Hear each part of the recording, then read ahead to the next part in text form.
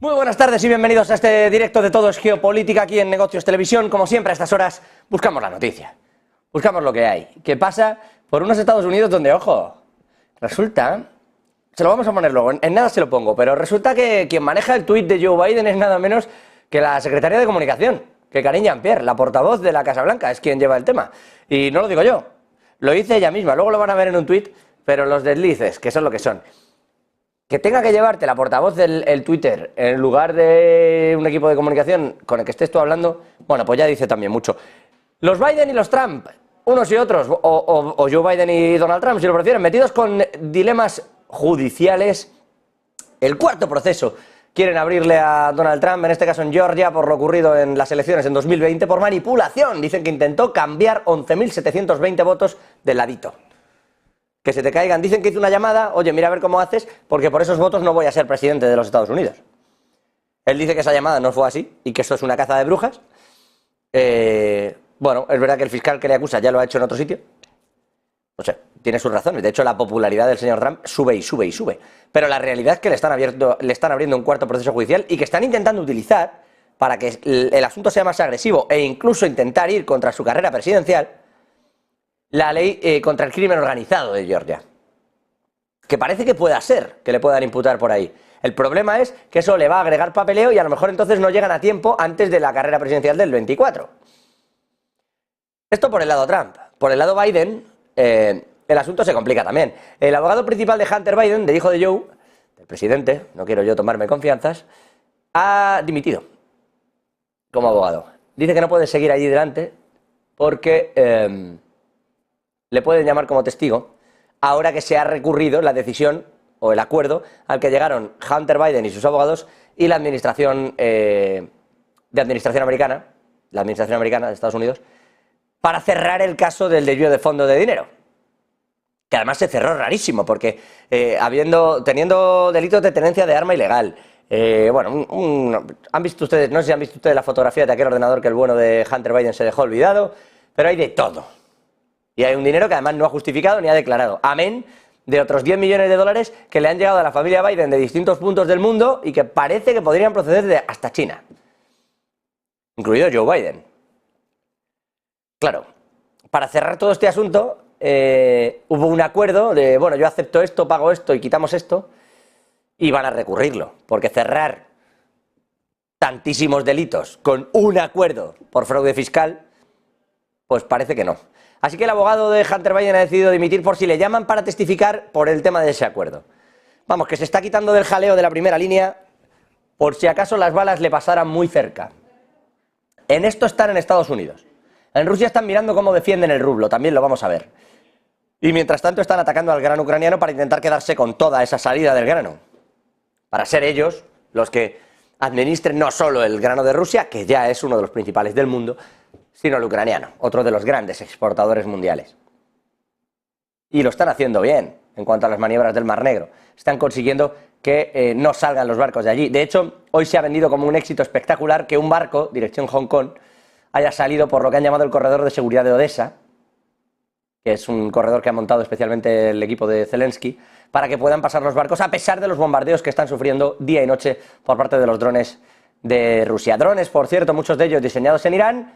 Y aquí cerramos el círculo. Estados Unidos le ha ido a pedir a Irán, en teoría iban a hablar del acuerdo nuclear, pero la realidad es que le ha ido a pedir que le deje de vender drones y repuestos de armamentos para los mismos a Rusia. En eso están, mientras por cierto miro yo a mi derecha, tengo ahí una televisión, está comenzando también el Consejo de Seguridad de la OTAN para hablar de Oriente Medio. Agosto, que viene caliente y más si están ustedes en España, con la sequía que arrastramos y lo que eso va a suponer para la inflación y lo que ya está suponiendo, si quieren, en España para el aceite, pero no vamos a hablar, ni es el momento de eso en concreto. Vamos a hablar, les decía yo, y empezando por Estados Unidos, de la justicia y sus presidentes. Al otro lado de la pantalla creo que tenemos ya a Diego Pitarch, profesor del Máster de Relaciones Internacionales del IEB, ahí le tenemos efectivamente, y también a Jorge Cachinero, experto en Relaciones Gubernamentales y Riesgos Políticos. Gustazo contar con los dos en la tarde de hoy. ¿Cómo están? Pues muy bueno, yo buenos días, que es que estoy al otro lado del charco. Muy buenas tardes, sí. Estupendamente y encantado de estar aquí acompañándoos y con Jorge, una eminencia y un placer. Bueno, lo mismo digo, un placer, José, y un placer, Diego, de estar aquí con vosotros. Os traslado casi, ya ni como pregunta, para que hagáis la reflexión, Diego, Jorge, Diego, el panorama judicial en Estados Unidos y las diatribas que les están cayendo a los presidentes, y digo a los, porque ¿qué pensáis de que el principal abogado de Hunter Biden se borre directamente de la escena, esperando que le llamen para testificar contra un acuerdo que prácticamente él dirigió en el cierre? O sea, de ahí se podría reabrir un caso importante contra el propio Biden. Ojo cómo está la carrera electoral para 2024. Así es, si me permitís, me gustaría hacer primero, José, un comentario sobre cómo está el tiempo de juego y el resultado del partido por hacer de José María García de este asunto, que has mencionado que los dos presidentes, el anterior y probablemente el futuro y el actual, tienen problemas judiciales. La realidad es que el partido en este momento va 91 cargos contra Trump y ningún cargo contra Biden, lo cual tiene su miga, ¿no? Si lo miramos un poco con distancia, mi comentario general sería es que desgraciadamente Estados Unidos, ese país que tantos hemos admirado desde nuestra infancia y juventud, está camino de convertirse en una república bananera. Y Estados Unidos se va a convertir muy pronto en una república bananera porque están sucediendo tres cosas simultáneamente, que además no son exclusivas de Estados Unidos porque están ocurriendo en otros países, pero en Estados Unidos es muy llamativo que estén sucediendo. La primera, en el terreno de la política, se ha dado barra libre para acabar con el oponente político. Es decir, cualquier cosa vale para acabar con tu oponente político, incluido el asesinarlo civil o políticamente, sino eliminarlo físicamente, como todos los días nos recuerda en esta campaña el candidato demócrata Robert F. Kennedy Jr. sobre lo que le ocurrió a su tío y a su padre. Esa es la primera de las cosas que está pasando en el terreno de la política. En el tema de la justicia, número 2, la justicia en Estados Unidos está politizada, porque todos estos casos que están levantándose contra el anterior presidente están absolutamente politizados, porque están iniciados por fiscales que están vinculados con el sector más a la extrema izquierda del Partido Demócrata. Muchos de ellos, como saben nuestros oyentes, son posiciones las de los fiscales de los distritos que son de elección popular, han sido elegidos gracias al apoyo de la fundación de George Soros, que ha identificado muy astutamente que una forma de manipular el sistema político, no solo mediante las elecciones de los puestos de presidente o de congresistas o de senadores, sino controlar las fiscalías de los condados o de los estados principales. Y en tercer lugar, en el terreno de los medios de comunicación, y estamos aquí y le doy las gracias siempre a Negocios TV porque es un caso extraordinario y ejemplar de libertad de expresión, en Estados Unidos se está viviendo en el terreno de los medios de comunicación en una situación de sometimiento de los medios de comunicación al poder político. Estos medios de comunicación que en el pasado servían de cuarto poder, de contrapoder al poder político, que desvelaban los grandes escándalos, etcétera, etcétera, en un 95% están sometidos al poder. Por eso digo, y termino esta primera introducción, podría extenderme más después de que hablara Diego, creo que Estados Unidos va camino de convertirse en una república bananera.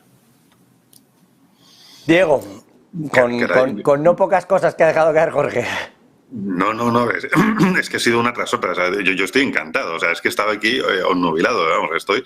Yo con todo este caso de Estados Unidos y la justicia, yo no sé vosotros, pero yo voy a ir a comprarme un paquete de palomitas porque sale de aquí una serie espectacular y que ni nos podíamos imaginar. O sea, cualquier serie que podamos ver ahora mismo o película sobre lo que está ocurriendo allí, no va a llegar ni por asomo, ni con los títulos de crédito al nivel que están ahora mismo. O sea, estoy completamente de acuerdo con Jorge en el sentido de que, efectivamente, los medios de comunicación, y me uno totalmente a Jorge, a la excepcionalidad que nos ofrece Negocios TV, a la libertad de expresión, allí no existe ya. O sea, allí eres o te posicionas o no te posicionas. Si te posicionas del lado que no me corresponde, no vas a desaparecer, así de claro. Entonces, esa libertad que siempre...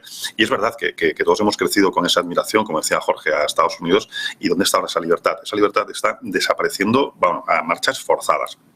No solamente desapareciendo, sino que está ocurriendo un fenómeno que igual está ocurriendo en Europa. Y lo comentamos el otro día, si me no recuerdo, es la polarización tan tremenda que está habiendo a nivel decisión, a nivel ideológico, básicamente, ¿verdad? La polarización tan espectacular. Que no voy a decir que sí, que los políticos tienen que ver, pero aquí la única manera de llegar a esa polarización son los medios de comunicación. Y están haciendo un juego, para mí, bastante sucio, bastante sucio. El acabar o no acabar con tu adversario político ya no está en ideas, ya no está en votos, ya no está en decisiones, ya no está en qué me das a mí para mejorar, qué me ofreces.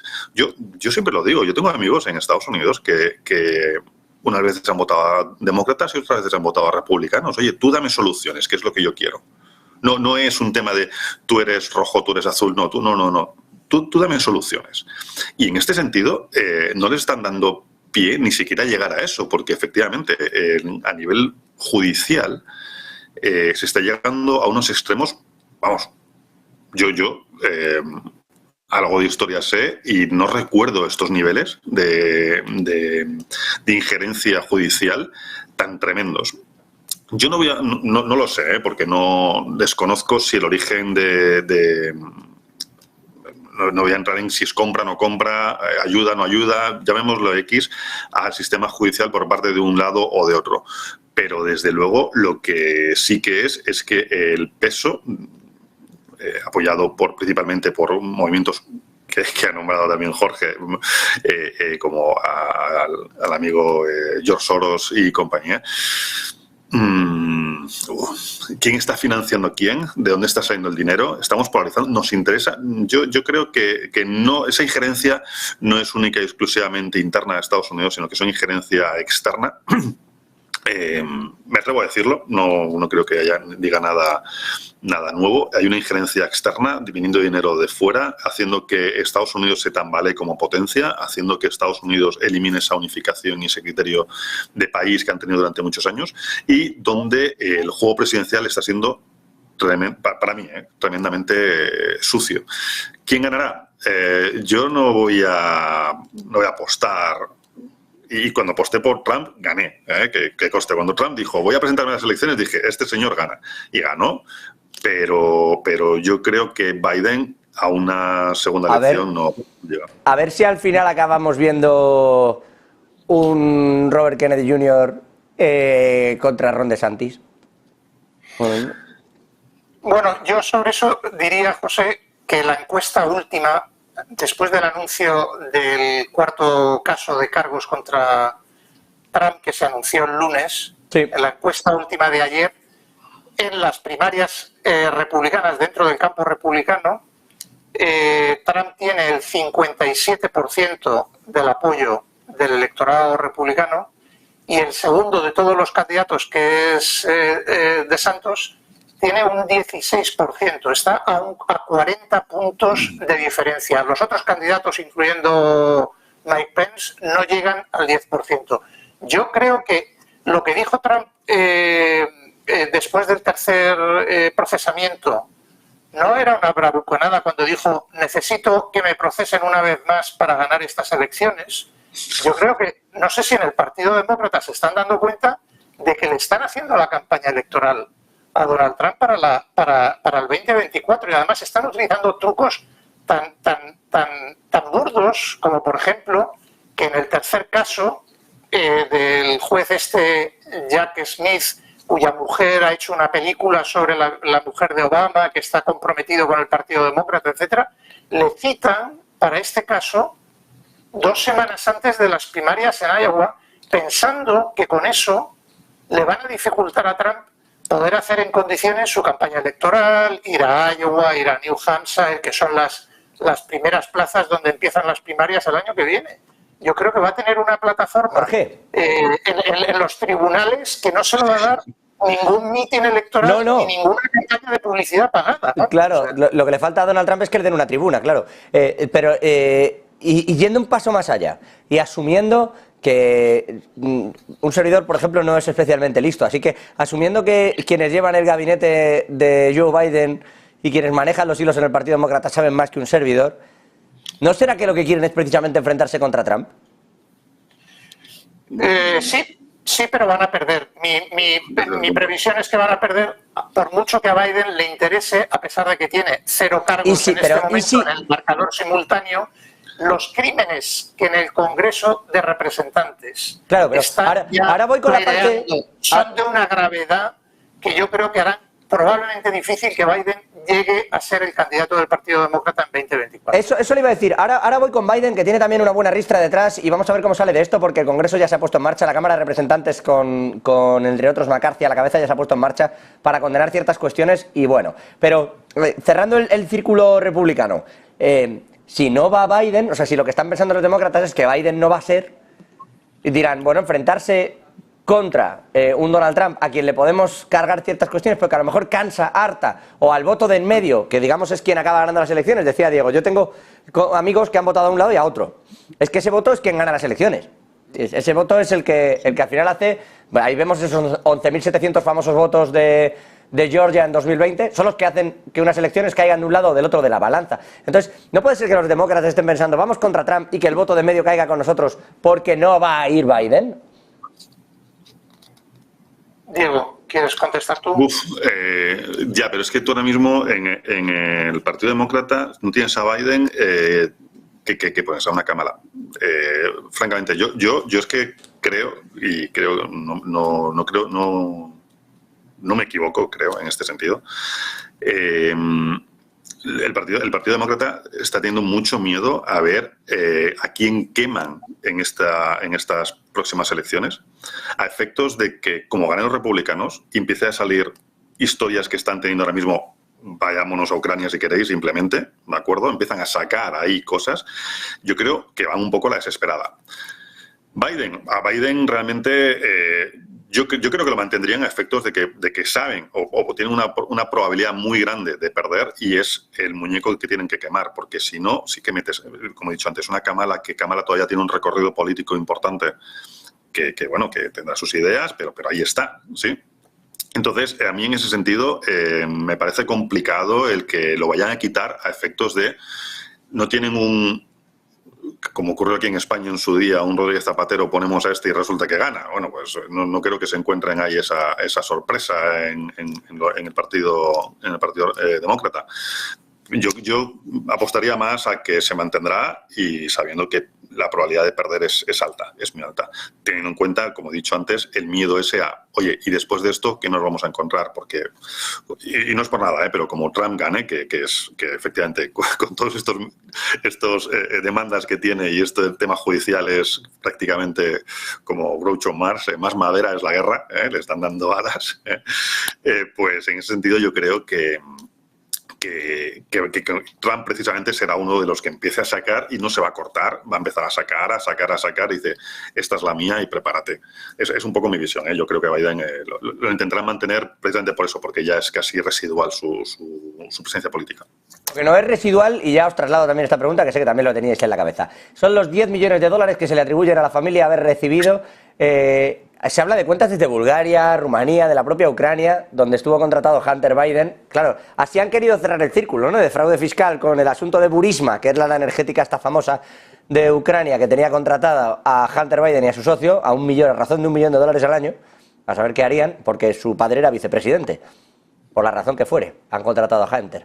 El caso es que 10 millones de dólares recibió la familia Biden. Están viendo a ver de dónde han salido, porque hay quien asegura, y han mostrado determinados informes del FBI, en el Congreso, en lo que creo que se refería antes Jorge, en el Congreso del propio Kevin McCarthy, ha llevado ya estos informes a decir, ojo, hay 10 millones y podrían haber venido desde el partido chino. Y que se hayan pagado... Así es. En el recuento que está haciendo la Comisión de Investigación del Congreso de Representantes en Estados Unidos, que desde las últimas elecciones de mitad de término está controlado por los republicanos, como sabe todo el mundo, por el momento han encontrado 1 millón procedente de Rumanía, 3 millones procedentes de la República Popular de China y 10 millones de Ucrania. Y el presidente de la Comisión de Investigación ya ha declarado públicamente que cree que lo de Ucrania podrá llegar hasta los 30 millones de dólares. Entonces, claro, en mitad de una guerra a través de terceros, ¿no?, como se dice en inglés, que es la de Ucrania, que haya sido esta presidencia que ha recibido probablemente hasta 30 millones de dólares de Ucrania, el que más haya estado empujando para este conflicto bélico con Rusia en el este de Ucrania, la cosa tiene miga bastante, ¿no? Entonces, yo creo que el Congreso va a seguir investigando. Dicen que los contenidos de... Yo no quiero entrar en la web, ni en la Darknet, ni en ninguno de estos sitios, pero ya he oído en Estados Unidos que los contenidos del ordenador de Hunter Biden son horroríficos, son horrorosos, que incluyen imágenes con menores, drogas, etcétera. O sea, todo eso va a acabar saliendo. Y la forma que el gobierno de Biden ha tenido para intentar proteger al hijo, que es proteger al padre, es nombrar un investigador especial, cosa que se hizo hace unos días, para el caso Hunter Biden.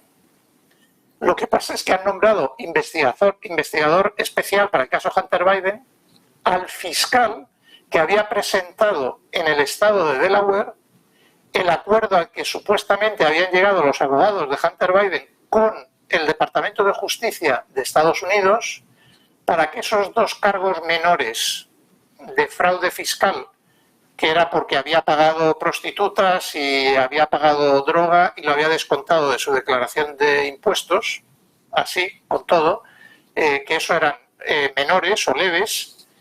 Si él se declaraba culpable de esos dos delitos menores, supuestamente el delito federal grave que tenía en ese mismo caso, que era el de la posesión de arma de fuego, siendo, como él ha declarado, un drogadicto, quedaría olvidado.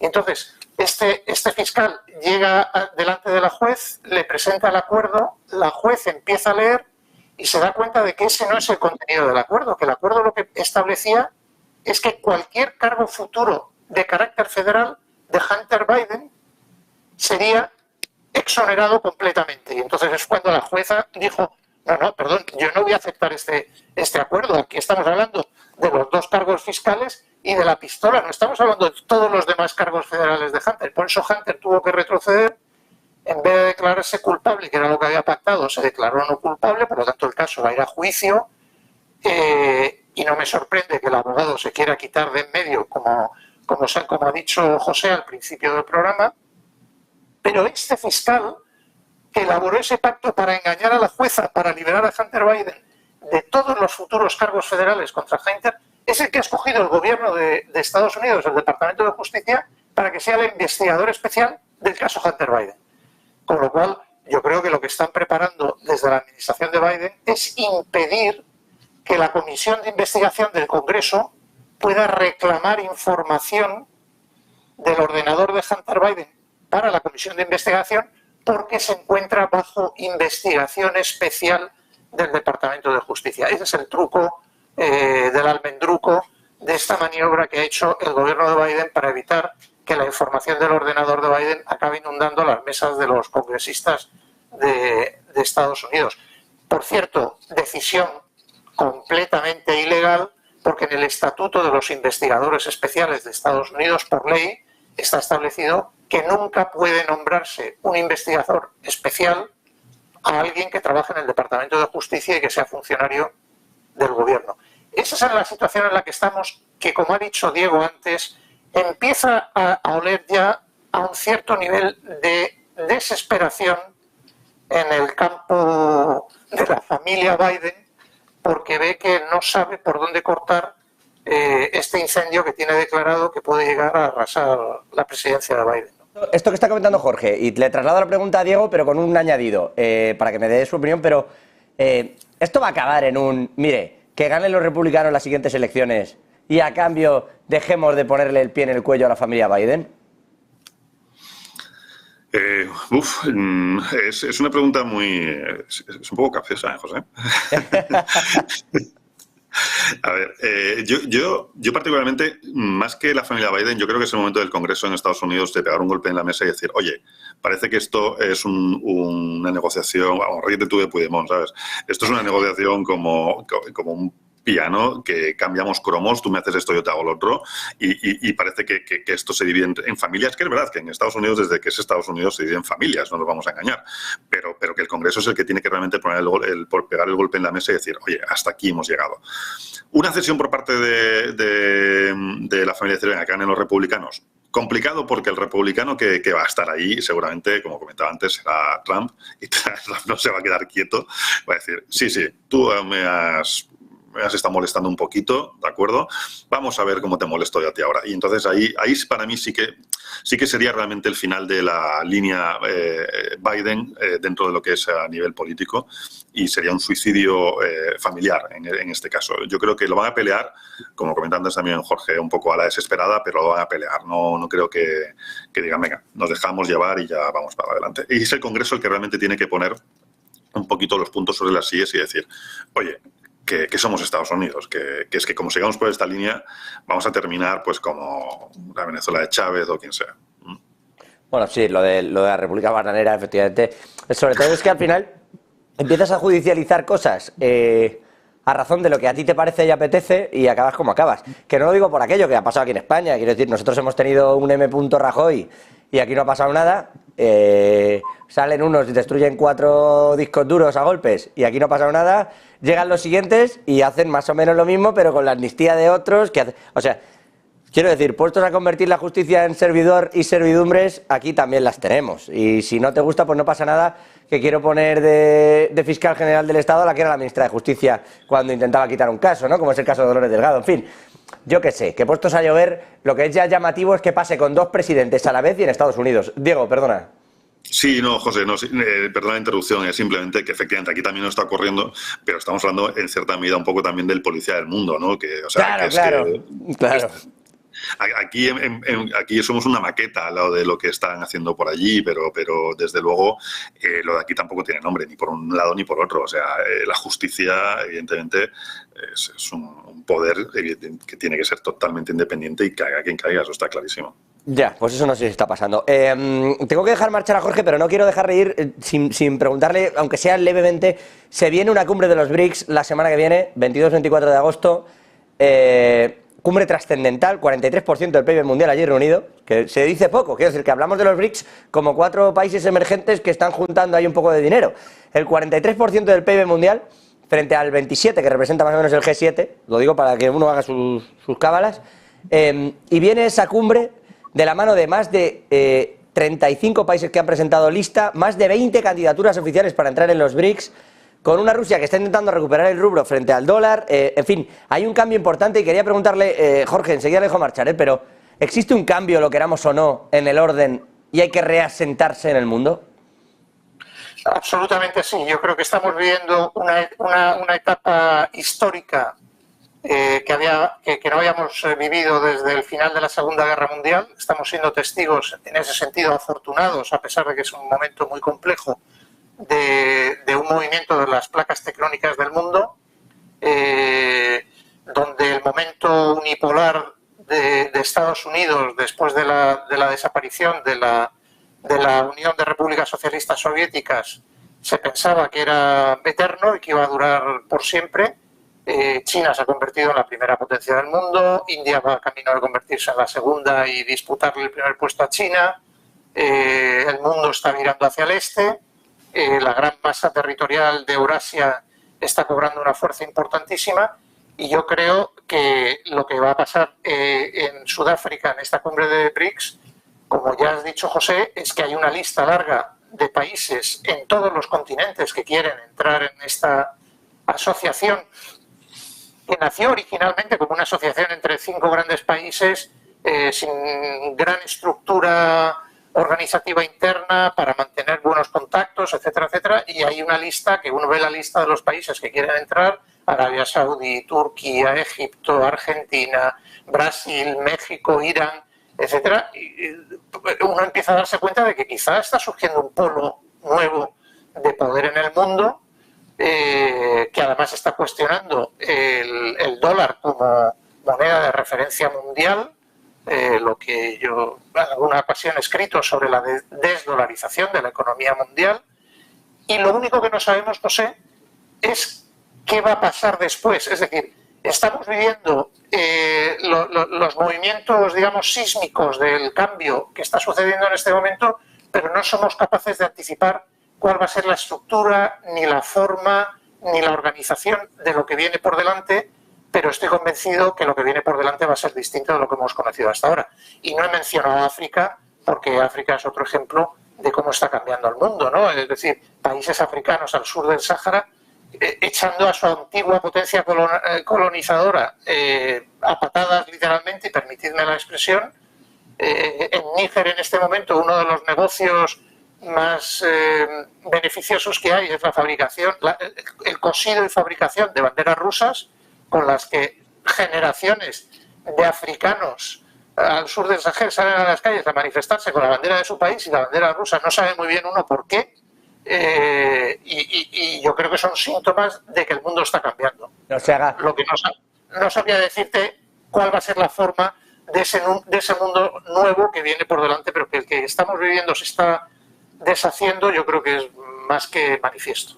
Sí, le traslado la pregunta a Diego. No sé muy bien por qué salen con banderas rusas. Bueno, tampoco ingenuo no es, Jorge. No le tengo yo. Pues, ya sabe usted lo que se mueve allí. Muchísimo mejor que cualquiera de nosotros. Bueno. Me quedo ahí en el comentario de Diego si quiere decir algo sobre esto. Se lo dejo a Diego. No, con respecto a lo que está comentando Jorge, efectivamente, o sea, no tenemos una bola de cristal, como yo digo muchas veces, para saber cómo se va a establecer. Yo, a mí cuando me preguntan sobre esto, estamos en el momento ese en el que tienes el río, remueves la tierra, está toda la tierra en suspensión y tenemos que esperar un poquito para ver cómo se va asentando, ¿no? Es un poco la visión en este sentido de lo que está ocurriendo. A esto añadir simplemente que efectivamente, como dice Jorge, estamos en un momento histórico, pero además a cámara rápida. O sea, es como cuando pasas las películas y lo pones multiplicado por 12 o por 16 o por lo que sea, ¿no? Está pasando muy rápido y esto es algo que evidentemente no había ocurrido en la vida, ¿no? O sea, los cambios antes eran pues en 50 años, en 20 años, en 20 años no, en 50, en 100, en 200 años, ¿no? Pero claro, estamos a un ritmo hiperacelerado. Países que hace 15 años no tenían ni presencia para nosotros en el mapa, ahora mismo la gente te pregunta, ¿y eso dónde está? ¿No? O sea, es que casi, o sea, quitando la incultura de mucha gente a nivel geográfico. Pero claro, porque son países que hasta hace relativamente poco no tenían, no es que no tuvieran mucho que decir, todo el mundo pensaba que Rusia estaban ahí apartados, que eran grises, que eran oscuros y tal. Oye, Rusia estaba presente y nadie les escuchaba. Ha comentado, dejando aparte, como ha dicho Jorge, dejando aparte África, ¿verdad? Hemos dejado aparte África, que parecía eso, como que aquello era, esos son pobres y lo único que piden es alimentos y tal. Oye, perdona, pero efectivamente están ahí en toda la zona del Sahel y demás, que es que no nos podemos hacer idea de la riqueza y el desarrollo que muchos países africanos están teniendo y que quieren autogestionarse, como hemos comentado en alguna ocasión. Entonces, movimientos... Argentina ha pegado un vuelco esta semana que era impensable hace 2 meses. ¿Sí? Entonces, claro, estamos ante unos movimientos muy, muy radicales. O sea, estamos a auténticos volantazos de políticos y económicos en el mundo. ¿Que a dónde nos va a llevar? Yo centro la visión económica, como muy bien ha indicado Jorge, en India. China tiene lo suyo, pero India hace 2 días fíjate que van descalzos y hoy en día es una superpotencia y no nos queremos dar cuenta de ello. Y Europa es muy lenta y estos países son muy rápidos. Para mí eso es un poco la visión. Con eso traslado, evidentemente, el modelo económico o el desarrollo económico mundial a Asia.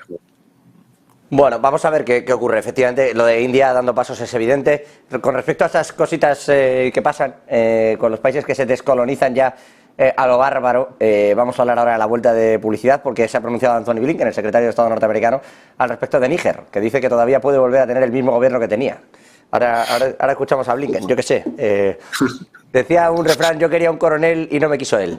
Jorge Cachinero, un gusto tenerle con nosotros. Le despido aquí, le agradezco como siempre el ratito que nos brinda. Ha sido un placer, Diego, José, muchísimas gracias. Igualmente. Y Diego, si me permite, en 2 minutos, que paramos, hacemos una brevísima pausa y charlamos de este asunto de Níger, escuchamos a Blinken. Perfecto, gracias. Hasta ahora mismo, regresamos en nada.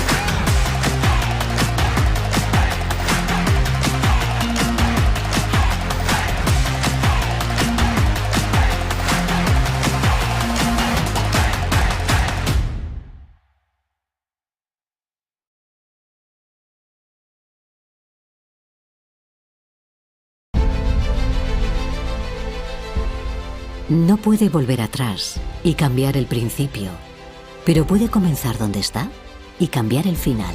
En Luna Sevilla queremos ser su asesor financiero de referencia para mejorar su presente y su futuro patrimonial, prestando nuestros servicios como agentes de Caser Asesores Financieros. Somos una empresa con una clara apuesta por la formación de calidad, la información transparente y objetiva, y por el asesoramiento financiero personalizado y continuado. Visite nuestra web lunasevilla.es o llame al 91 762 3442.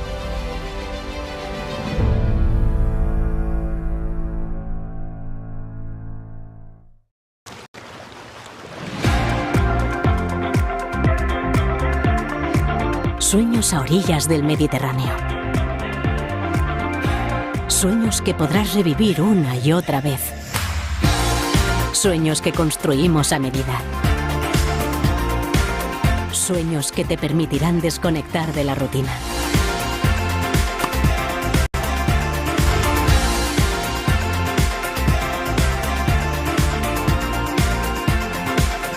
Vive la vida. Sueña despierto. ¿Se puede poner a prueba vuestra tecnología de trading? Sí. ¿Y vuestra ejecución funciona al milisegundo? Sí. Y vuestros spreads están entre los más bajos del mercado, ¿no? Si quiere, puede probar nuestra primera vez. Es difícil encontrar un broker que cumpla con todas sus expectativas. O quizá no tanto. Active Trades, broker online desde 2001.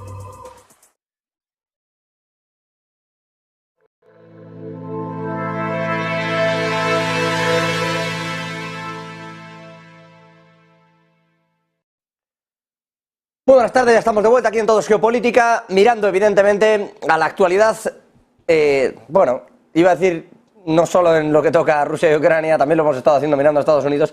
Y precisamente por cerrar todo eso, me permitan, Anthony Blinken, secretario de Estado norteamericano, ¿todavía hay espacio para la diplomacia y para revertir el golpe de Estado en Níger? Le escuchamos. I believe that there continues to be space for diplomacy in achieving that result. The pressure that's been exerted by many countries, including through ECOWAS, on... Bueno, lo tienen. Que todavía hay espacio, que se está haciendo mucha presión. O sea, dice, hay espacio para la diplomacia y luego dice, se está haciendo mucha presión por parte de muchos países. Para revertir el golpe de Estado en Níger. Bueno, la principal presión pareció llegar cuando Níger dijo, estamos viendo soldados franceses aquí. A lo mejor vienen precisamente a intentar volver a poner el gobierno previo, que recuerden está encarcelado tras la salida del anterior presidente, y que es verdad, a Francia es a quien más daño le hace porque le han dejado de exportar uranio y oro. Y Francia quiere el uranio para sus centrales nucleares, que a su vez le sirven el 70% de la energía al país galo. Buen conflicto tienen montado Anthony Blinken, bueno, metiendo un poquito la mano también en el asunto de Níger, aunque les va poco a los Estados Unidos. Opinión, ¿cómo cree que va a acabar este asunto? Creo que sigue Diego Pitarcha al otro lado, que además tenemos la suerte de contar con él y le estamos explotando. Diego, muy buenas tardes de nuevo. ¿Qué cree que pasa aquí? Porque es un sí pero no lo de Estados Unidos en Níger. ¿Cómo va a acabar este asunto? ¿Hay tiempo de verdad para que se vuelva a reponer el gobierno previo? Bueno, buenas tardes de nuevo, José. A ver, lo veo complicado por dos razones. Primero, porque Sahel realmente es un polvorín que realmente nadie quiere tocar, porque es que son países que no se andan con boberías. O sea, me ha hecho mucha gracia meter, como has dicho, José, antes, diplomacia y presión. O sea, a ver, está bien que dentro de la diplomacia haya un poco de presión, pero tal y como lo plantea siempre Estados Unidos, son siempre a veces palabras un poco mayores, ¿no? En este sentido, es difícilmente revertible. Lo primero, el gobierno, vamos a llamarle gobierno o desgobierno, no sé cómo llamarle ahora mismo porque está en ese periodo de transición, pero vamos, lo que es el gobierno militar golpista ahora mismo en Níger ya ha anunciado que va a juzgar a su anterior presidente por alta traición. Bueno, pues yo creo que ahí la diplomacia poco tiene que hacer, en el sentido de que yo ya estoy decidiendo cosas dentro de mi país que tú no eres quien para decirme a mí. Hay que tener en cuenta que efectivamente que Francia, bueno, y en términos generales la Unión Europea o los países que tienen más intereses, pues, Francia, Inglaterra, etcétera, en esa zona, sobre todo Francia, además como antigua colonia, obviamente, tiene pocos efectivos para poder ser fuerte en esa zona, y además estamos hablando que Rusia, y además apuntaba, al final esto es un batiburrillo, esto es como un gazpacho de todo, ¿no? Metes ahí a todo el mundo y todo el mundo queda contento, o no, en el sentido de que Rusia, evidentemente, pues es uno de los principales, vamos a no decir apoyadores, patrocinadores de este tipo de acciones en esa zona, a efectos de debilitar todavía más a los países europeos, ¿no? Entonces, ¿se revertirá? Yo apuesto a que no. Incluso yo, no sé, no quiero ser pájaro de mal agüero, pero puede que se extienda alguna zona más a un país más de la zona, y bueno, pues en función de cómo sean los resultados y de lo que el gobierno militar o si vamos a llamarle gobierno militar de alguna manera, por llamarlo de alguna manera, quiera apostar y quiera hacerlo bien en la zona, pues el resto le van a copiar, porque al final se ve muchas veces con ese apoyo, lo comentamos el otro día, que ese apoyo que le está dando Rusia y le está dando China, que efectivamente que siempre se han visto históricamente un poco abocados o atados a ese colonialismo anterior, ese pasado oscuro y tal, pues evidentemente están diciendo, mira, o sea, no vamos a estar aquí poniendo títeres que nos vengan de otros países, ¿no? O sea, si ponemos a alguien que sea nuestro y porque nosotros queremos, pero no porque estemos subyugados a un Francia, efectivamente, que necesita de manera imperiosa nuestros recursos y que no tenemos por qué vendérselos a ellos. Anda que no hay otros mercados, que hablábamos justo antes del descanso, No hay otros mercados que son crecientes y que se están desarrollando que me pueden pedir también los productos que yo tengo y a un mejor precio. Al final yo me quiero gestionar mis propios recursos y eso es lo que en cierta medida creo que podría ser más exportable desde la idea, no golpista, pero sí desde la idea de cambio de regímenes en la zona. Diego, dices, esto es como un gazpacho, está todo el mundo aquí metido. Yo no quiero nombrar a los que están metidos en África, porque ahora no pueden ser nombrados. Pero vamos, todos sabemos y hemos venido hablando mucho de este tipo de facciones. Si los menciono cerca de Bielorrusia, ya ustedes sacan las conclusiones, pero han tenido una presencia fuerte en África a lo largo de estos últimos años, y quizá de ahí se explique también esas banderas rusas en Níger, y quizá de ahí se explique que Francia no vaya a intervenir militarmente, porque no parece que sea una guerra que pueda ganar. Estamos en un punto, Diego, de guerra fría, en el que te metas en el conflicto en que te metas, el otro va a presionar sí o sí, e incluso militarmente. Presionar militarmente, o sea, mezclarlo. O sea, si hay una intervención militar, vamos a eliminar, si te parece bien, José, el término Guerra Fría, porque al final la Guerra Fría es yo también acepto, tú me amenazas, pero no nos tocamos. Es decir, yo sé que tú estás ahí, yo sé que tú sabes que yo estoy aquí. Entonces, en ese sentido, es un poco la situación tal y como está puesta ahora. ¿Por qué? Porque efectivamente, como tú bien has comentado, José, en el momento que Francia se le escape un solo cartucho y vaya se monta tremenda, pero no por nada, sino porque efectivamente hay unos señores con nombre muy rimbombante, casi de ópera, ¿no? Así, no de ópera, pues que están ahí, que están presentes y que todo el mundo sabe que están. Entonces, y además que estos efectivamente no se andan con diplomacias, porque no tienen que andarse con diplomacias. No se han dado, no. Pero vamos a ver, ¿no? Porque Francia parece que ha dado un par de pasos atrás, se va a quedar sin Níger. Níger ahora exporta ese uranio y ese oro a Europa. Europa se lo manda a Francia, porque era de cajón que al final iba a pasar toda esa línea. Y empieza a haber un par de problemas que habían dejado de serlo y vuelven a serlo. Quiero decir, cuando estalló la guerra entre Rusia, cuando Rusia declara esa guerra a Ucrania, que no hay una guerra declarada tampoco oficialmente, si nos vamos a lo técnico. Sí. O sea, la guerra está ahí, pero no la ha declarado nadie. Pero decía, eso nos llevó a una subida en los precios energéticos muy importante y a unos precios de la alimentación que se dispararon. Sí. Parecía que habíamos pasado esa etapa, sobre todo el acuerdo del grano ayudó mucho al tema alimentario, y el tema energético simplemente cada uno buscó nuevos aliados, buscó nuevas ofertas y nuevos socios y ya está, y rehizo un poco la casa. Pero hemos llegado a un punto en el que nuevamente tenemos problemas.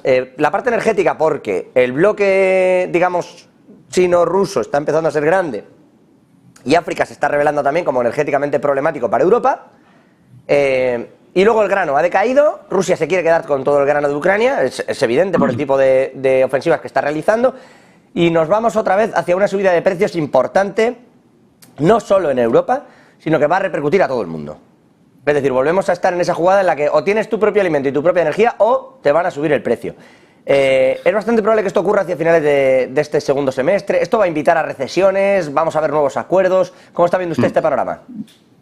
Bueno, realmente va a haber una reestructuración total de los acuerdos. A ver, esto está claro. Europa es un continente hiperdependiente del exterior a efectos alimenticios y energéticos. Eso, vamos, yo creo que ya llevamos viendo ya en los últimos años, en los últimos tiempos, ¿no? Nos veíamos muy felices como, oye, qué bien somos, qué diplomáticos somos, qué cariñosos somos y nuestra economía es fantástica. Claro, en el momento que eso te cambia completamente el panorama. ¿Qué ocurre con estos países que son productores, pues, uranio, etcétera? ¿Sí? Se están dando cuenta de que la demanda ya no va a venir solamente de Europa, la demanda viene de esos países que comentábamos hace unos minutos, que son crecientes. O sea, estos países, al fin y al cabo, desarrollan también su industria, desarrollan también su economía, desarrollan también sus infraestructuras y desarrollan también su energía. Entonces, claro, están viendo que hay nuevos compradores. Claro, en el momento que tú eres el único comprador, tú puedes marcar los precios. En el momento que hay demanda y hay diferentes compradores y hay pocos oferentes, el precio ya lo puedes manejar de otra manera. ¿Nos traerá crisis? Vamos, indiscutiblemente. ¿Tendremos que replantearnos acuerdos internacionales con otros bloques económicos? Absolutamente.